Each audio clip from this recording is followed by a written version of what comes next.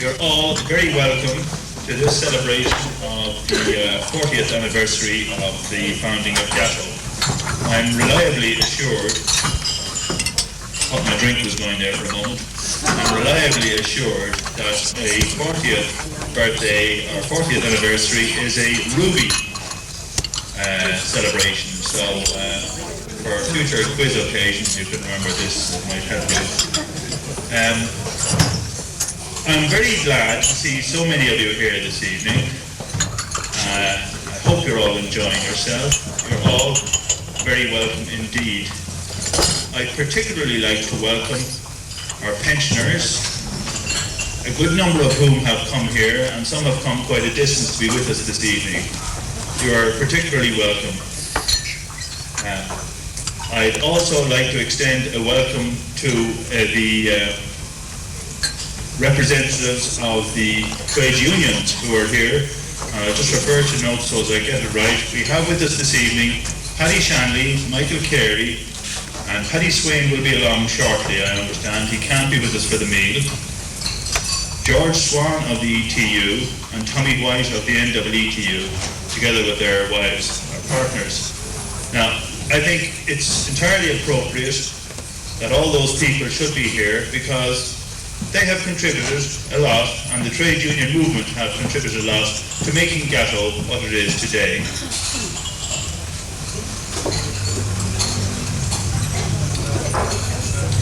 In 1949, when our founding fathers decided to start Gateaux in Finglas, things were probably very different from the scene that we have today. Finglas itself was basically a green field. North side of Dublin wasn't developed like it is now. There was no VAT, pay-as-you-earn hadn't been heard of. Ireland was coming out of a World War situation, and there wasn't a whole lot of prosperity around. I think it was a brave decision on the part of Leslie Dacus and Eugene Home to decide to establish a bakery to manufacture cakes. And some of the decisions they took at that time have had profound effects upon the Gateaux as we know it today. For example, they decided to bake Swiss rolls.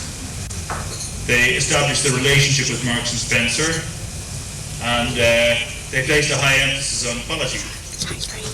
And these decisions, 40 years later, one can see shaped the sort of business that we have today, which we all, in one way or another, depend for a living. And so we are profoundly grateful to the people who had the foresight to start the company. And the second big event in the history of Gateaux was probably 21 years later when J. Lyons and Company acquired the business. It's interesting that it was on the 21st year of operation that they came in when the company had, so to speak, attained its majority and come of age. That obviously brought us into the fold of a very large international group, gave us a degree of corporate strength that otherwise we would not have had, and made us probably feel a good deal more secure, but also brought certain responsibilities with us, which may have been different in the previous setup. And I think that while things appeared to be very different in 1989 from what they undoubtedly were in 1949, and yet there's a consistency running through the whole thing insofar as the objectives of producing quality products at competitive prices, backed up with reliable service. There still are objectives that haven't changed. And so I think there's a lot of truth in the saying that the French have, that just as things change, by that much do they remain exactly the same. Now, we're celebrating 40 years of operation, and we have with us this evening a number of people who've been with us for quite a considerable period of time. And it's my great pleasure on your behalf to present long service awards to those people who are here, who have been with us at least 25 years. So I'm going to ask to come forward to receive their award those people who joined the company in 1964 or earlier. Perhaps Tom Burke could join me to give me a hand at this particular part of the operation. Well, Peggy Smullen, Pat Watts,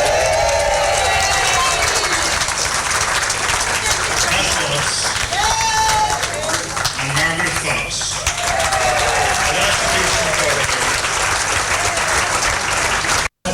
Next we have some of the men who have been 25 years with Gateaux, and they're all equally good looking to the previous recipients. Could I ask Ray O'Keefe, Ned Pigeon and Jimmy Lestrange to come forward, please?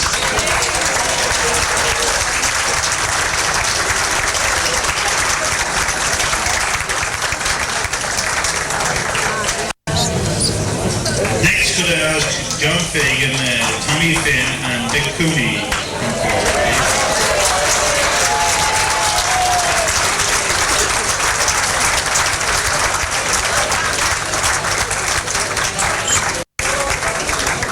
Finally, Tommy Canavan and Noel Lyons, John Fagan.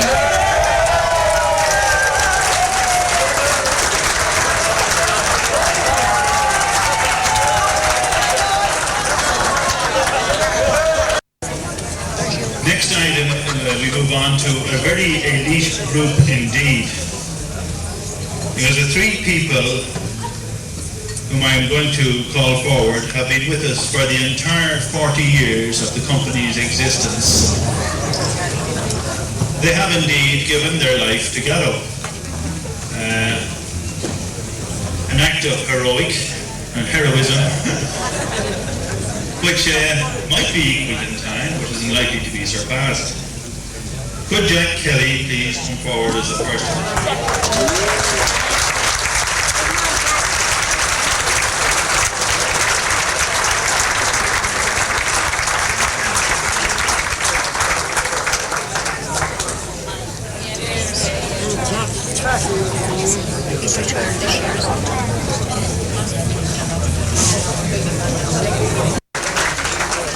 I'd now ask Charles Holmes to step forward, please.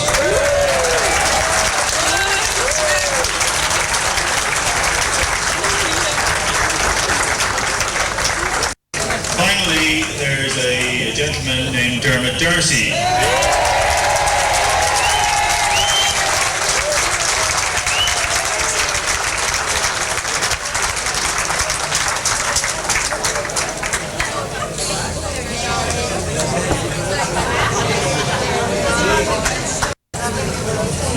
Dermot to stick up here because he's very anxious to say a few words. He promises he's not going to sing, but anyhow. But before I pass the microphone over to him, I want to conclude by thanking the committee that organised this function this evening: Tina Harrington, Nick Coakley, Bernie Hughes and Catherine Emmett. The initiative came from the floor in Gateaux to have this function. The management were very happy to facilitate it, but the format and the way things happen were pretty well suggested and dictated by what this subcommittee determined. And I think they've done a good job, and I hope you all have an enjoyable evening. I'd like you to give me a round of applause.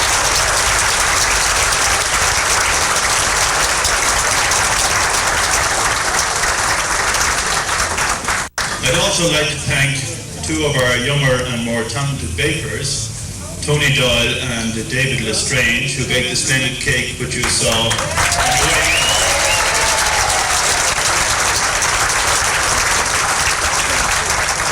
I think they did a good job. And I would like to take this opportunity to thank the management and staff of the Grand Hotel for the meal which they presented us, which I thought was very enjoyable.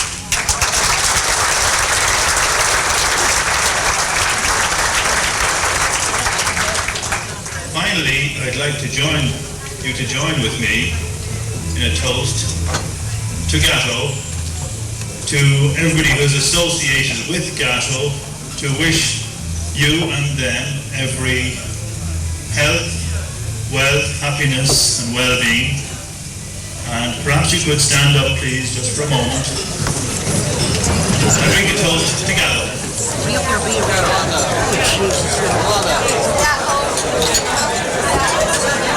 Thank you very much indeed.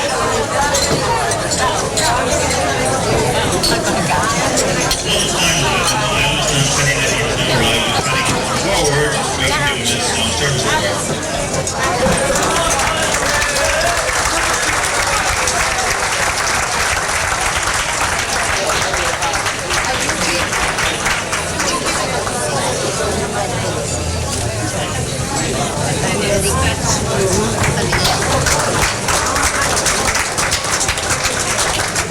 German wants to say a few words. Thank you very much.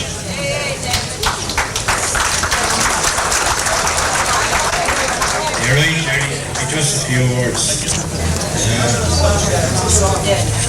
Later on. 40 years ago, when I came, there's been a lot of water under the bridge. I've seen an awful lot of people come and go. I made many friends, and a lot of friends here tonight, and a lot of friends have left. Some left to go to other companies, others left and retired. But quite a few over the years since I came to Gateaux have passed away.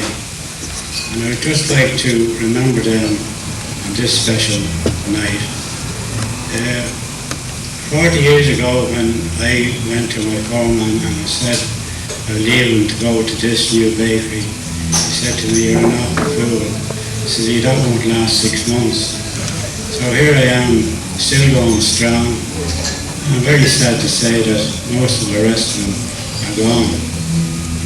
So in the early days, we had a radio program, and we had the slogan then was over 9 million eggs, and we had a guy named Harry Brogan calling us Gateaux. I don't know whether anyone remembers that or not, but today it's something like over 60 million eggs, and Mr. Kipling is calling us something similar to Gateaux.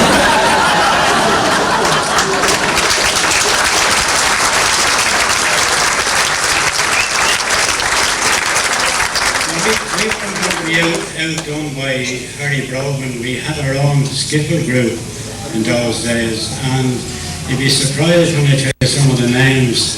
We had Ray O'Keefe on the guitar, we had Tommy Finn on the squeeze box, a guy named, he was better known as a spoofer, McGrain on the washboard, and Tommy Cooney played the bass, which was a tea chest and a hand of a brush stuck into it. There was someone else in the group, I can't remember his name, he was on the fiddle. They did a show in the Four Provinces at the time, and I think it was Hughie Green was there, and Hughie Green spoke very highly of him, I believe, to the police. We progressed then, we started a concert in the canteen, and this was during break time, and this consisted of people going up to the mic. The mic consisted of another brush handle with a Gateaux tin stuck on top, and it was all taken very seriously. I think that some of the people here, at least the one, I seen Jerry Fleming here tonight, and Christy Ford, Lord be good to him, and John Brennan. But the rivalry was great at that time, and they were competed for the prize. I think it was a weekend in Portran.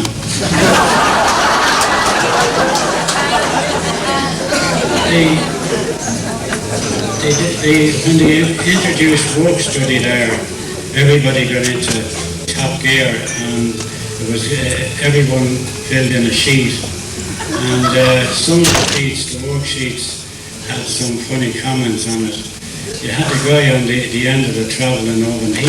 He put a tin in, and then he'd have to wait for the oven to take it away. He filled in his sheet, so he was working in spasms. And you had a girl then filling in her sheet, and she wrote she was raping bricks all day. We had some gas characters over the years. One I remember, I think he was a gardener. He used to come in every morning and he'd get up on top of the fuse box and he'd go around, he was looking for aliens. He'd come down then and he'd open the lids of the mixers and he was looking for guns. Of course, the wise guys, they all said he was looking for overtime. But while I'm talking about characters here, there's one character here I can't sit down before I mention her. She's worked there nearly as long as I have. And we've had some great crack over the years, and she's very proud of being working there. And I would like to make a small presentation of my own to this Peggy Smullen.